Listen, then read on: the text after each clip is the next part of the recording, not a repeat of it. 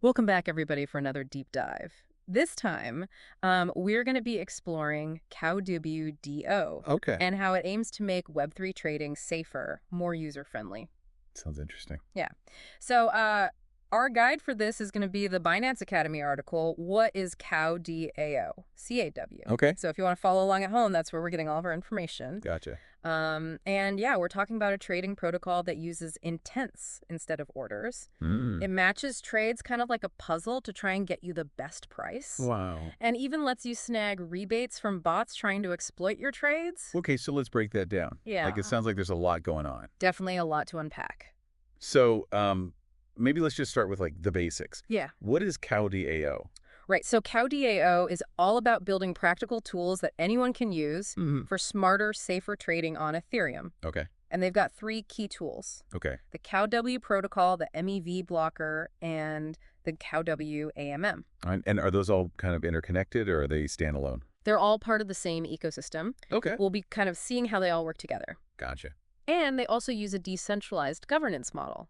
Nice. So the community gets to have a say in its development. That's cool. I like that. Yeah, that's kind of a big theme. Yeah. You know, it's all about giving the users control, Yeah. which is a really nice change of pace. Especially in DeFi where it can feel very overwhelming, Right. very like out of your control. Yeah, you're just kind of at the whims of whatever. Yeah. Yeah, So it's good that they're really putting that power back in the hands of the users. exactly. So, the core of all this is the CoW protocol. Okay.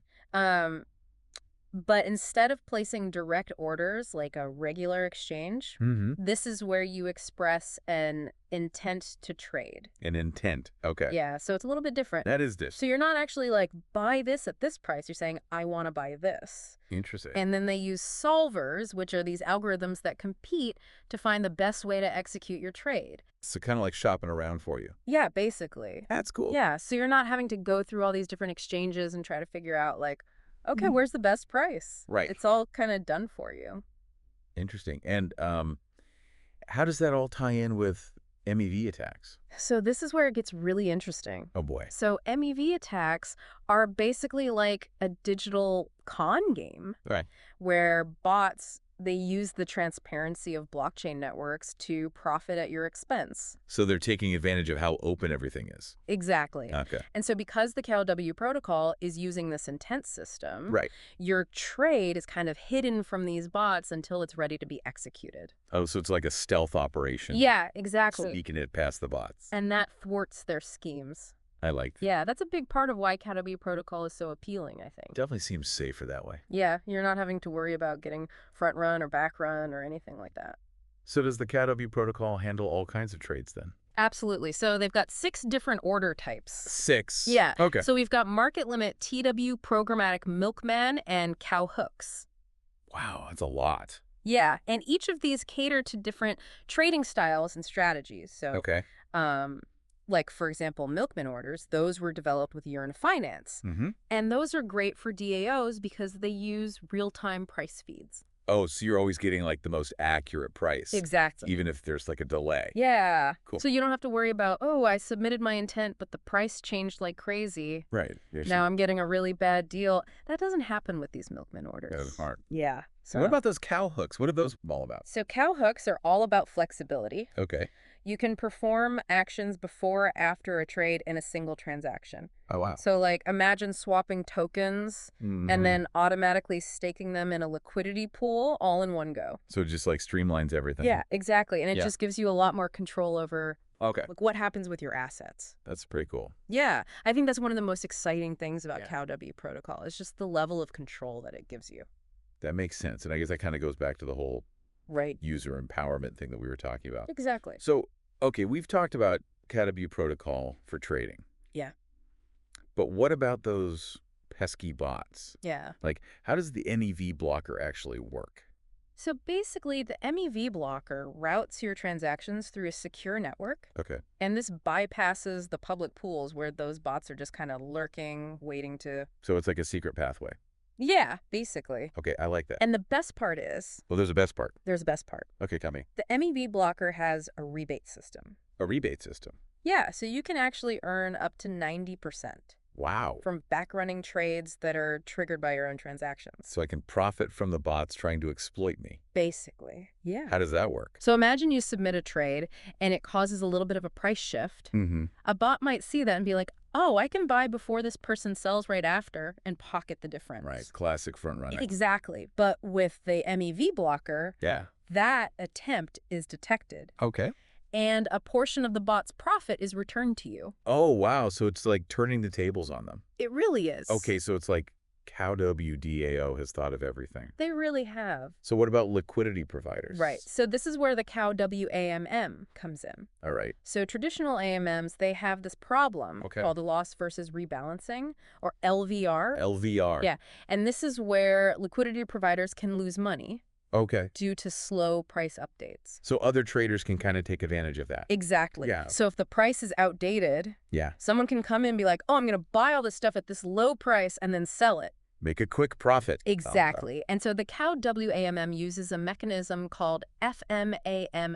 Yeah, so it's a mouthful, but basically it levels the playing field. Right. Think of it like this. Yep. You've got a farmer's market. Okay, I like farmers markets. And all the vendors, Yeah. they agree to sell their produce at a single fair price, Mm-hmm. determined by the overall supply and demand. So no one's undercutting each other. Exactly. Yeah. And so the CoW AMM kind of does the same thing. Interesting. And make sure that everyone is getting a fair deal Yeah. and no one can exploit these price discrepancies. So it's more stable and fair for everyone involved. Exactly. Okay, that makes sense. So it minimizes the risk for liquidity providers and prevents those kind of like gotcha moments where you feel like, oh man, I got tricked. Yeah, someone pulled a fast one on me. Exactly. So we've talked about the CoW protocol for trading. Yep.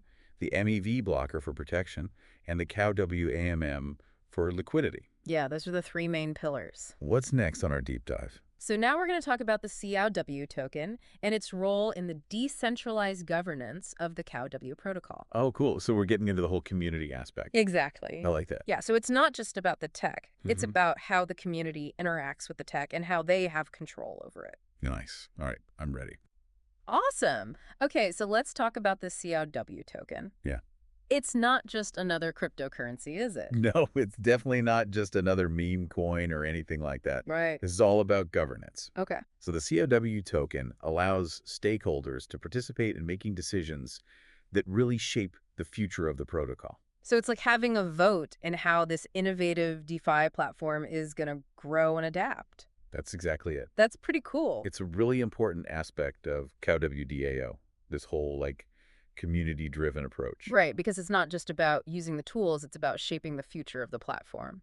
Yeah, and I think that creates a sense of ownership and responsibility, which you don't really get with traditional finance. Right, you're just kind of like along for the ride. Exactly. So taking a step back, it seems like CoW DAO is building this really comprehensive ecosystem. Yeah.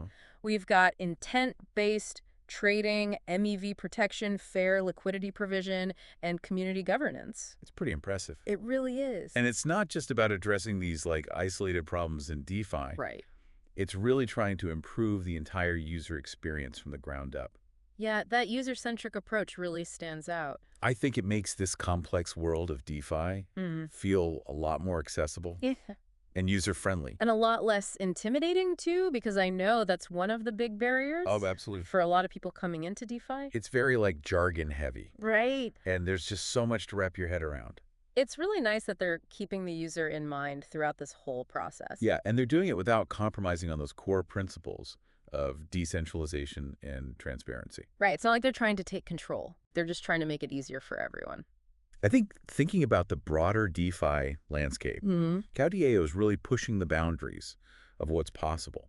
Right. It's not just replicating the old financial systems. It's reimagining them for this more transparent and equitable future. Yeah, exactly. You know, what makes it so exciting is it's not just about building new tools. It's about fostering a new way of thinking about finance. Right. And that new way of thinking is more inclusive and puts the individual in control. Absolutely. It's inspiring to see projects like this emerge in the Web3 space. Yeah. They're building a community, a movement even. It feels like it. But I'm curious about the potential implications of CoW DAO's approach. Yeah. Do you think these ideas could be adopted by other platforms, even traditional financial institutions? That's a great question. I mean, imagine a world where stock trading was as efficient and as accessible Right. as using the CoW protocol. With like built-in safeguards against front running and price manipulation. Yeah. That would be a game changer. It really would. And, community governance could have a huge impact as well. For sure. Imagine if shareholders had a direct say in company decisions. Instead of relying on just like Right. executives and board members. Yeah, exactly. It's a really powerful idea.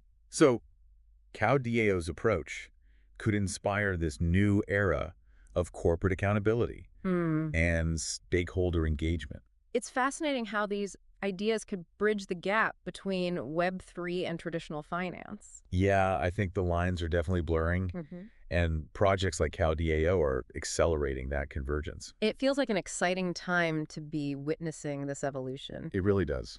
I'm curious, though, before we wrap up our deep dive, Okay. I want to get back to the FMAM mechanism used by the CoW AMM. So you mentioned it briefly earlier. Yeah, we kind of skimmed over that. But I'd love to understand a bit more about how that actually works to protect liquidity providers. All right, so FMAM stands for Function Maximizing Automated Market Maker. And it's a pretty unique approach to addressing that whole loss versus rebalancing problem that plagues traditional AMMs. Right, and you were saying how that can be exploited by these arbitrageurs. Yeah, so it's instead of relying on constant price updates, which can be manipulated, FMAM batches trades together and determines a single clearing price for the whole batch. So it's like taking a snapshot of the market. That's a good way to put it. At a specific moment. Yeah. And then using that to determine a fair price for all the trades within that batch. Exactly. And that minimizes the opportunity for arbitrageurs to profit from those price discrepancies. So it's creating a more stable and predictable environment. Yeah, it ensures that liquidity providers aren't being disadvantaged by these rapid price fluctuations. Okay, that makes a lot of sense. It's like creating a buffer against the volatility of the market. Right, exactly. And by reducing the risk for liquidity providers, the CoW AMM encourages more participation. Which ultimately leads to a deeper and more robust liquidity pool. Exactly, benefiting all users. It's another example of how CoW DAO is thinking holistically about the DeFi experience. Yeah, they're not just patching holes.